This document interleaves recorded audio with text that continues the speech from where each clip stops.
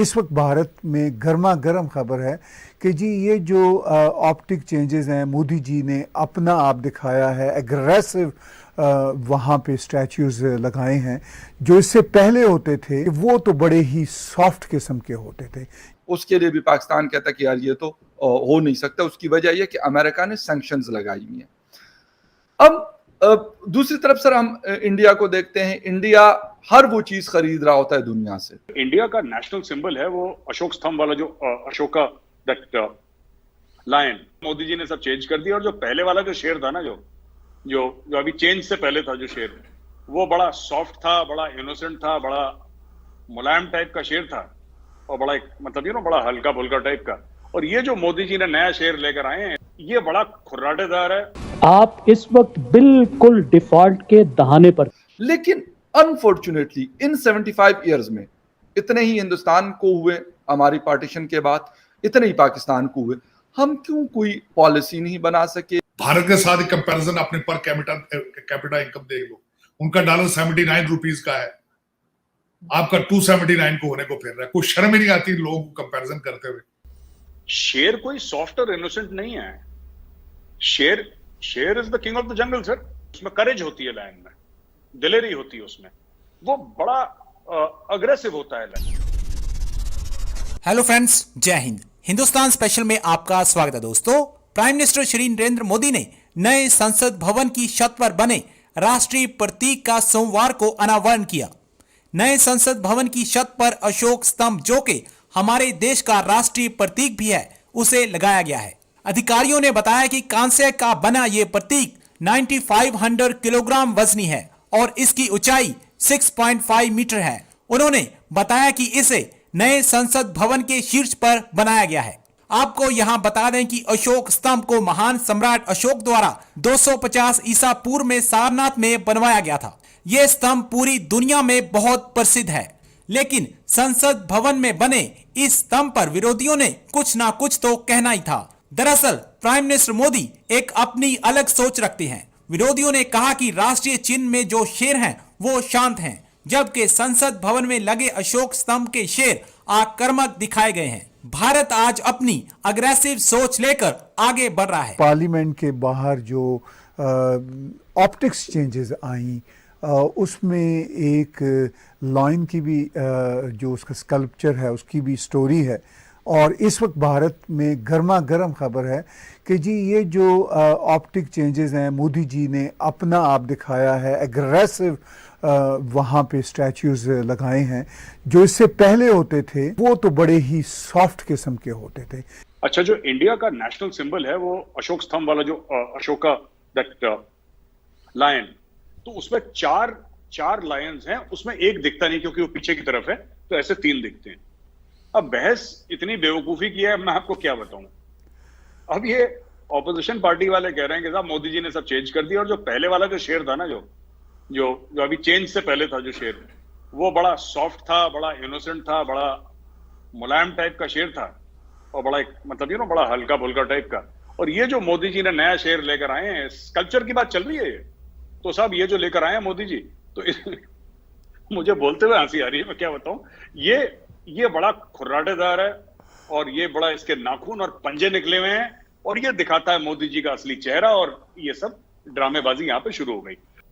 मतलब वो अशोक स्तंभ है, उसके 4 शेर हैं, तो वैसे ही लायन दिखते हैं 4। तो वही है, वो एंगल थोड़ा सा ऊपर नीचे हो गया कि नहीं। अभी इंडिया में सबसे गर्मा गर्म बहस ये छिड़ी हुई, कितनी बेवकूफी की बात है, मुझे बताते हुए हंसी आ रही है। देखिए, मैं ये कह रहा हूं कि अगर एक तो ये लोग जो हैं, एक बहुत बड़ा यहाँ पे नामी ग्रामी एनजीओ भी चलाते हैं, पता नहीं क्या है, एक्टिविस्ट हैं, अपने आप को वकील कहते हैं, प्रशांत भूषण साहब, वो ट्वीट दाग देते हैं बीच बीच में, वो फायर कर देते हैं। वो दुश्मन दिखे ना दिखे, वो जनरल लाइन ऑफ डायरेक्शन में एक शॉट निकाल देते हैं उसे।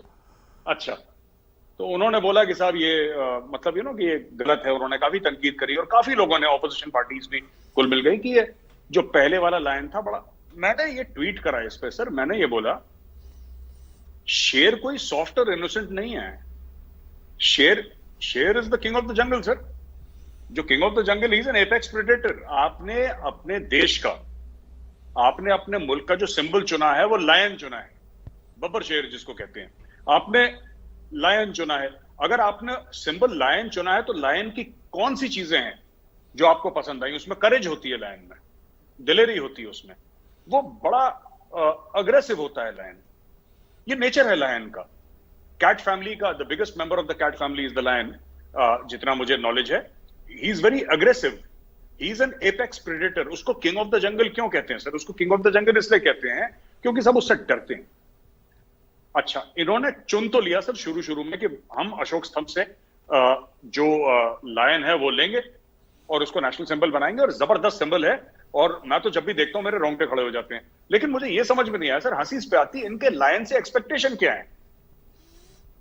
वो इंडिया का लायन है, इनके मन में ना टेडी बेयर होना चाहिए था। इनके दिमाग में एक अलग फिल्म चल रही है सर कि it should be very cuddly, very sweet sort of thing, very non threatening. Lion is threatening sir.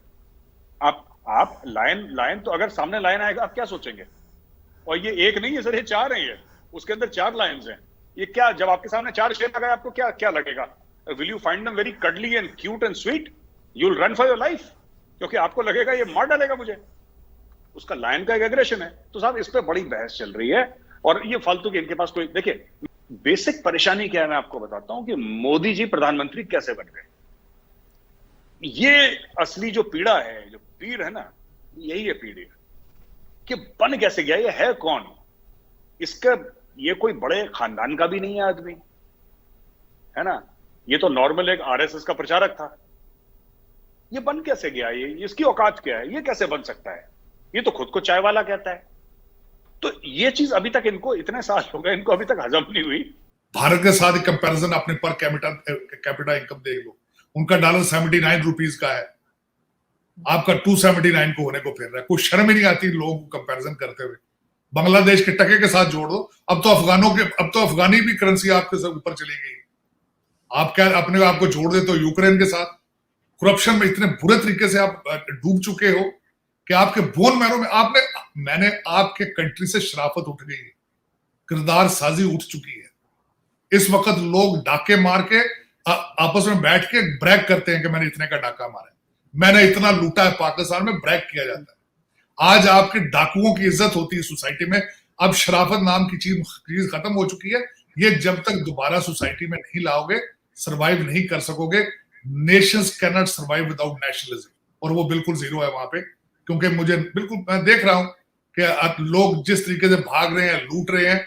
मैं हमेशा आपको कहता हूं डॉलर लाने आसान है, डॉलर को पाकिस्तान में रोकना बड़ा मुश्किल है। बिल्कुल सर, क्योंकि अभी तो खैर आईएमएफ ने भी नहीं दिए पैसे, और साथ साथ एफएटीएफ वाले भी कह रहे हैं कि हम अक्टूबर में आएंगे और देखेंगे कि क्या है। तो ये दोनों के आपस में कनेक्टेड है, एफएटीएफ और आईएमएफ, क्योंकि उन्होंने पैसे रोक दिए हैं और इन्होंने जो ग्रे लिस्ट से बाहर नहीं निकाला है। और जब आपके मुल्क का एक साबिक वजीर आजम सुबह शाम अमेरिका के खिलाफ हालते जंग में कहेगा निकलो बाहर जंग करें, और सुबह शाम कहेगा कि पाकिस्तान बनाने की जरूरत क्या थी, अगर अमेरिका की गुलामी करनी, तो आपका क्या ख्याल है वो आपको प्लेट में रख के डॉलर दे देंगे? आप